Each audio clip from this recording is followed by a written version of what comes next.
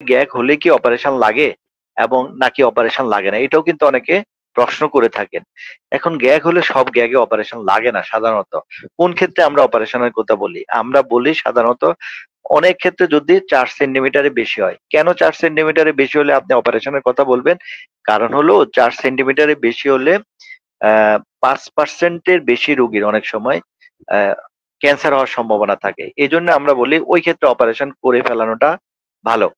আর আরেকটা হলো, যে সমস্ত রোগীর গলার মধ্যে মানে পেশাব দেয়, মানে আহ বা একটু গিলতে অসুবিধা হয়, খাইতে অসুবিধা হয়, অথবা একটু শ্বাসকষ্ট মনে হয়, অথবা যেহেতু একদম গলাটা আমাদের কসমেটিক্যালি কনসার্ন বা সৌন্দর্যগত একটা এলাকা, যেহেতু এলাকা, এই এই জায়গাটা আমাদের এক্সপোজ থাকে, অনেকে কসমেটিক্যালিও বলে যে না ফুলাটা আমাদের ভাল লাগতেছে না, তখন ওই ক্ষেত্রে আমরা অপারেশনের কথা বলি।